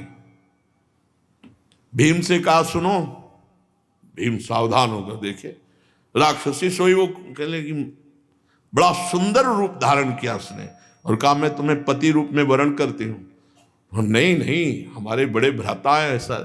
उनका तुम्हारी जान बचा रहे हैं, हमें पत्नी रूप में ले लो तो जान बच जाएगी, नहीं तो हमारा जो भाई है ना खा जाएगा आपको सब, वो भूखा बैठा है। कुंती जी जग गई। कुंती जी ने जब पूरी बात समझी और भगवान की प्रेरणा समझी कि भगवान की इच्छा है, तो भीम से कहा स्वीकार कर लो। तो माता की आज्ञा, युधिष्ठिर जी की सहमति से पत्नी, इतने में उसको गुस्सा आया कि इतनी देर हो गई, अभी नजदीक आए तो खड़ी हो गई हो, तुम्हारी ताकत नहीं कि हमारे पति और हमारे परिवार की तरफ आंको। हम धोखा दे दिया, आई थी आप यही। अब तो भीम ने कहा तुम्हें हमारी रक्षा करने की जरूरत नहीं है, हम में इतनी सामर्थ्य है। और हिडिंबा को थोड़ी देर युद्ध किया और मार गिराया। अब वो भीम से बोली आप हमारे पति हैं तो हमको संतान चाहिए। कुंती जी ने अनुमति दी तो उस भीम से घटोत्कच उसी से प्रकट हुआ। अब वो दोनों सेवा में, जैसे पर्वत लांघना है तो पीठ में बैठ गए, वायुयान का काम उससे बड़ा सहयोग मिला। महाराज एक जगह गंधर्व गंगा स्नान कर रहे थे तो ये 5 उन्होंने आक्रमण किया, तो अर्जुन ने उनके रथ को भस्म करके उनकी शक्ति को क्षीण किया। तब वो चित्ररथ गंधर्व उसने कहा महाराज किसी मनुष्य की ताकत नहीं थी कि मुझ गंधर्व को परास्त कर दे, आप में जरूर दैवी शक्ति विराजमान है। अर्जुन जी पर मैं आपसे प्रार्थना करता हूं कि आज तो आप जीत गए मेरे से, लेकिन मेरी जैसी किसी दिव्य शक्ति से जीतने के लिए आपके साथ कोई ब्रह्म ऋषि होना अनिवार्य है। इसलिए आप किसी ब्रह्म ऋषि का वर्ण करके ही आगे जाइए, नहीं तो आप परास्त हो जाएंगे। धौम्याचार्य जी का उन्होंने वर्ण किया। तो एक नगर में नगर पड़ा, तो उसमें कुछ दिन, एक चक्रा नगरी में, तो वहां कुछ दिन रुकने के लिए कुंती जी के सहित पांडव और धौम्याचार्य जी तो एक ब्राह्मण के घर रुके। तो जिस घर में रुके तो शाम के रोवा पीटी मच रही थी। तो कुंती जी गई और कहा कि आज तो ही हम आपके पास आए, आप रो क्यों रहे सब? तो उनका जाओ आप अपने बच्चों सहित समय व्यतीत करो, आप हमारे संकट में काम नहीं आ सकते। उनका बोलो ना। बोले एक राक्षस है, यहां सबकी ड्यूटी लगती है, नंबर आता है, तो एक मनुष्य और कितने कुंतल पुआ पूरी और सब क्या क्या और बैल और भैंसे सब ये लेके वहां पहुंचाना पड़ता है। जो पहुंचाता है उसको मिर्च की तरह खाता और पूरा भोजन खा जाता है। अब हमारा नंबर है कल, इसलिए हम, तो बेटी कहती मैं पहुंचाऊंगी, बेटा कहता मैं, माँ और पिता रो रहे थे। कुंती जी ने कहा तुम चिंता न करो, हमारे 5 लड़के हैं, एक हम भेज देंगे सब काम हो। उन्होंने कहा तुम अतिथि हो, ऐसा नहीं। तो कहा हमारे लड़के साधारण लड़के नहीं हैं, हम एक को भेजेंगे वो काम समाप्त कर देगा, तुम चिंता मत करो। बड़ा ढांढस बंधवाया। बोले आप तैयार करो। तो खीर पूड़ी गुलगुला क्या क्या सामान गाड़ियों में भरकर सब, और कहा भैंस बैल बोले इनको रहने दो, यहीं रहने दो। बोले स्वयं घसीट कर हमारा बालक ले जाएगा। भीम ले गए और उसकी गुफा के सामने दहाड़ लगाई। जब निकला तो खीर पूड़ी स्वयं खा रहे थे। तो उसने कहा है हमारे भाग का बोले चुप रहो पहले खा ले दो। भीम ने पूरी गाड़ी का जो सामान था ना, थोड़ा बारा कुछ बचा होगा। बोले देख अगर खाना हो तो इसको खा ले जो बचा हुआ है। हाँ आप बता क्या तेरा हिसाब होना चाहिए। वो गरज के टूट पड़ा भीम, क्योंकि इतना बड़ा अपमान। भीम ने उठा कर वो खीर पुआ खा करके खूब मस्ती उठा कर पटक कर मार डाला और गांव के दरवाजे पर रख दिया जहां से नगर का प्रधान दरवाजा था, और कहा किसी को भी भयभीत होने की जरूरत नहीं, मारा गया। एक चक्रा नगरी बड़ी आनंदमय हुई। अब कुंती जी ने कहा यहां से निकलना चाहिए, क्योंकि कहीं किसी को पता न लग जाए कि इतने बड़े महान राक्षसों का वध कौन कर सकता है, जरूर पांडव जीवित है। फिर वहां से भगवान व्यास देव जी के द्वारा प्रेरित होकर चल। इतने में कुछ ब्राह्मण लोग जा रहे थे अपने अपने मृगचर में लिए, ये भी ब्राह्मण के भी भेष में रहते थे। तो आपस में राधे राधे हुई। बोले आप कहाँ जा रहे हो। बोले महाराज द्रुपद के यहाँ स्वयंवर है, तो हम जाकर स्वयंवर देखेंगे। तो भीम के हृदय में आया, युधिष्ठिर जी से कहा। अर्जुन तो शांत मुद्रा में। कुंती जी ने कहा बेटा मेरी भी इच्छा है कि तुम पांचों स्वयंवर में जाओ और देखो, क्योंकि महाराज द्रुपद बड़े पराक्रमी और उनकी पुत्री का स्वयंवर है। गांव में गए, एक कोने में कुम्हार का घर था, वहीं रुके छुप करके। मृगचर्म और ब्राह्मण वेश में सभा में गए। वहां चक्र में घूमती हुई मछली की आंख को जल में देख के मारना है।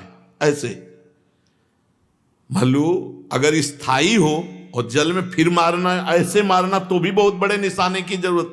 लेकिन वो चक्र की तरह घूम रही है और उसकी आंख में वेदना है और जल में नीचे देखना है, और केवल 5 बाण है, 5 बार चांस मिलेगा। और प्रत्यंचा चढ़ाना इतना कठिन है कि कितने महावीरों के घुटने टूट गए, प्रत्यंचा नहीं चढ़ा पाए। कर्ण आया, ये सब तो दुशासन दुर्योधन आदि तो परास्त ही हो गए, प्रत्यंचा नहीं चढ़ा पाए। कर्ण आया, फटाक से प्रत्यंचा चढ़ाई और बाण संधान किया। तो द्रौपदी तू कौन है, अब क्या उत्तर दे। सूत पुत्र कर्ण। उनका यहां क्षत्रिय राजकुमारों का स्वयंवर हो रहा है, सूत पुत्रों का नहीं, रख। अब कोई उत्तर नहीं दे। तभी तो कुंती माता से बहुत नाराज था। जब माता वो यही कहा था कि आज आप आ रही हैं और बता रही पुत्र, भरी भरी सभाओं में सूत पुत्र करके मेरा अपमान किया गया। उस समय नहीं कहा कि कर्ण मेरा पुत्र है। कर्ण निराश हो, सामर्थ्य थी लेकिन अब और कोई वीर, तो अर्जुन खड़े हो गए। जो ये अर्जुन खड़े हुए तो सबने कहा नहीं, ब्राह्मणों का नहीं, क्षत्रिय राजकुमार का होता है। तो सब ब्रह्म ऋषियों ने कहा नहीं, स्वयंवर स्वयंवर है और ब्रह्म ऋषि सबके ऊपर अधिकार रखते हैं। जाओ, ब्राह्मणों की विजय होगी। अब तो स्वस्ति ना इंद्रो, सब अपने अपने वेद मंत्र उच्चारण। अर्जुन जी गए और भगवान का स्मरण कर ही रहे थे कि सामने दृष्टि पड़ी, द्वारिकाधीश भगवान और बलराम जी भी विराजमान। तो दृष्टि पड़ी, ऐसे भगवान इशारा कि आप अपना कार्य कीजिए, क्योंकि कोई जान ना पावे कि पांडव है। अरे अब ऐसी कथा है कि प्रसंग है। अर्जुन जी ने एक क्षण में प्रत्यंचा चढ़ाई, धनुष पे बाण लिया। 5 बाण की जरूरत नहीं थी, पहले ही बाण से मछली के नेत्र को वेद दिया है। सब आश्चर्यचकित, ऐसा ब्राह्मण तेजस्वी और धनुर्धारी तो देखा ही नहीं गया। महाराज आश्चर्य में पड़ गए कि हमने तो संकल्प किया था, यज्ञ से द्रौपदी को प्रकट किया था अर्जुन के लिए, लेकिन आज ब्राह्मण विजयी हुआ। अब तो द्रौपदी को लिया, चल पड़े। गांव के किनारे घर में था। युधिष्ठिर जी बोले, मां भिक्षा लाया हूं। का 5 पुत्र हो, पांचों में बांट लो। देखा नहीं तो उनका, मां आप देखो तो राजकुमारी द्रौपदी, द्रुपद की पुत्री। तो उनका, बेटा अब तो मुझसे निकल गया, तुम पांचों इसके पति हो गए। और उधर धृष्टद्युम्न स्वयं छुपे हुए वेश में आया कि कौन ऐसा ब्राह्मण हो सकता है जो इतना बड़ा धनुर्धारी। तो छुप करके पीछे आए और जब देखा कुंती और उनकी बात हो रही, वापस गए। महाराज द्रुपद से कहा, मुझे संशय है, वो ब्रह्म ऋषि नहीं है, वो ब्राह्मण नहीं है। उनकी भुजाओं में जो चिन्ह बने हुए हैं प्रत्यंचा के, उनके हाथ में जो ढट्ठा पड़े हुए हैं अस्त्र शस्त्र के, वो क्षत्रिय के हैं। एक बार आप निमंत्रण दो। कल निमंत्रण किया, परीक्षा के लिए वेद शास्त्र, अस्त्र शस्त्र, बहुत से वाणिज्य व्यापार की वस्तुएं। अब वो तो क्षत्रिय राजकुमार हैं, सीधे जाकर बड़े बड़े अस्त्रों को देखने लगे। विराट ने कुंती जी के चरणों में प्रणाम करके कहा, अब आपको सत्य बोलना होगा, कौन है आप? क्योंकि मेरा संकल्प था मेरी पुत्री को अर्जुन वरण करें। तब उन्होंने कहा, तुम्हारा संकल्प पूर्ण हुआ। ये जो मत्स्य वेद किया ये अर्जुन ने ही किया है, और मैं इनकी मां कुंती हूं, महाराज पांडु की पत्नी, और ये पांचों पांडव हैं। अब तो महाराज फूले नहीं समाये, पर कुंती जी ने कहा कि पांचों को ये पति रूप में वरण करेगी। बोले, ऐसा नहीं होने देंगे। धर्म एक पति के लिए कहता है। एक राजा की कई रानियां हो सकती हैं, लेकिन एक रानी के कई राजापति हों, ऐसा नहीं सुना गया। तो उन्होंने भगवान व्यासदेव जी का स्मरण किया। तत्काल भगवान व्यासदेव जी आए और बताया कि ये पांचों इंद्र हैं पूर्व के, पूर्व ऐसे, और उनकी राज्य लक्ष्मी ही तुम्हारे यज्ञ कुंड से एक रूप द्रौपदी का रूप धारण करके प्रकट हुई। पहले भी पांचों इस ऐश्वर्य के स्वामी थे, वही द्रौपदी, कोई स्त्री नहीं है। द्रौपदी कोई स्त्री नहीं है, स्त्री रूप धारण करके ये स्वर्ग की लक्ष्मी स्वयं अवतरित हुई। और ये पांचों क्रमशः इंद्र रहे हैं पूर्व में, इसलिए पांचों इसके पति होंगे, इसमें कोई संशय नहीं। और अगर तुम्हें उदाहरण लेना है तो मारिशा नाम की एक कन्या और 10 प्रचेता, 10 पति उसके थे। मारिशा के पीछे चरित्र सुना तो कई उदाहरण भगवान व्यासदेव जी ने दिए, महाराज द्रुपद को संतुष्ट किया। अब वहां जो ये कौरव पक्ष के आए हुए थे, बड़ा युद्ध शुरू हुआ कि ब्राह्मण लोग कैसे द्रौपदी को ले जा सकते हैं। भीम ने एक पेड़ उखाड़ा और जितने कौरव थे समेट समेट करके बस अब भागे। कर्ण ने जब अर्जुन से युद्ध किया, तब युद्ध के बाद भाग पड़ा और दुशासन दुर्योधन से बताया कि मैं 100% कहता हूं कि ये पांडव हैं, इतनी सामर्थ्य विश्व में किसी धनुधर की नहीं कि मुझ कर्ण को भगवा दे युद्ध से। तो और सबने भी कहा कि इतनी मार में दम नहीं किसी की, भीम के अलावा जो हम कौरवों को परास्त कर दे। जाके सब धृतराष्ट्र से बताए। धृतराष्ट्र ने कहा, इज्जत इसी में कि बहू को सम्मान के साथ घर लाया जाए। तो भगवान जिसके सहयोगी हैं, विजय श्री उसके पास है, संकट चाहे भले पड़े। इसलिए निरंतर नाम जप करो, भगवद आश्रित रहो, धर्म विरुद्ध आचरण नहीं, मनमानी आचरण नहीं। ये जन्म भगवत प्राप्ति के लिए है, और भगवत प्राप्ति अहंकार शून्य हृदय पर जागृत होती है। अहंकार शून्य गुरुजनों की आज्ञा में रहने से होता है, भगवान की शरण में रहने से होता है। शेष चर्चा आगे। श्री राधा वल्लभ लाल की।